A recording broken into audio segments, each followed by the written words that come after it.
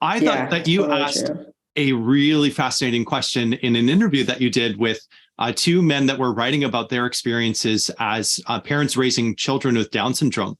And the question you asked was, how can strong citizens help create places that are welcoming and accessible to parents and children with Down syndrome?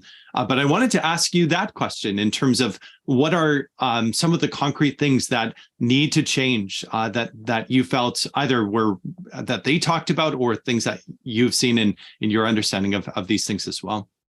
Yeah, I mean, I'm drawing on my conversations with parents that have kids with Down syndrome. And one thing that is coming to mind for me is actually not this podcast, although I should go back and listen to this. It's one of the first articles that I ever worked with a Strong Towns member on. His name is George, and he has a daughter with Down syndrome. He lives in Minnesota. And yeah, I remember him talking about how it was really important for him that she be able to have places where she could be independent. And he really wanted her to be able to walk to school by herself, or walk to school with her sister, but walk to school, on her own, not with her parents. And the challenge of, number one, like, are the streets safe enough? And number two, is anybody else out walking? Or are people going to be like looking at me like I'm a bad parent for letting my kid walk by themselves?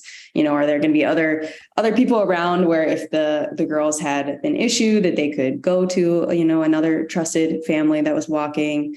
So yeah, I think just having communities where kids can be independent, whether that's kids with Down syndrome or, any other child, has the ability to like start developing independence and doesn't just have to get in a car to go anywhere. I think that's something that we all are working towards at Strong Towns. I mean, in pediatrics, from a professional standpoint, everybody's worried about mental health.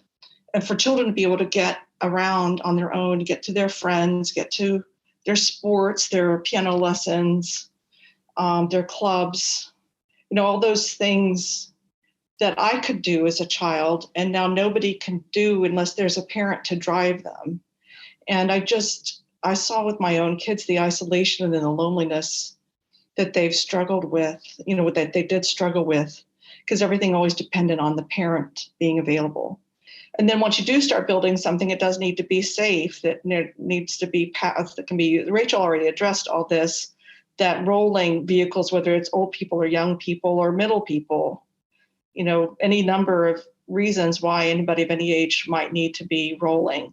Yeah. And that needs to be able to be safe, and needs to go places that people want to go. This is just all classic Strong Towns material. I tried to write to the Urban Cycling Institute once to see if anybody over there in the Netherlands has done the research to see, do the kids in Holland, in the Netherlands, have a lower rate of mental health issues compared to North American kids? And I didn't get an answer, but that's a study I would be very interested in either seeing or participating in. Anyway, so I'm obsessed with this, actually. Mm-hmm. And my kids know it, because it's such a disservice to children, and there's so many ways they've been harmed over the last 50 or 60 years. Just seeing parents, their anxiety levels overall are through the roof right now. Mm-hmm.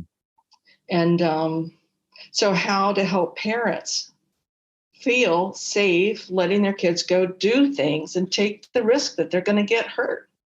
No, I love that. Thank you, Sharon, because I think it's one of the interesting ways in which the idea, Strong Towns is not the only one to come up with this, but that making many small bets is actually critical to building resilience, because you diversify sort of your risks and things like that. But even when it comes to children playing and children experiencing the world around them, if they're not being exposed to small risks that they can begin to discern and decipher for themselves, they actually are at greater risk of being oblivious to what real significant, life-threatening risk actually resembles and feels like, and lacking that critical awareness.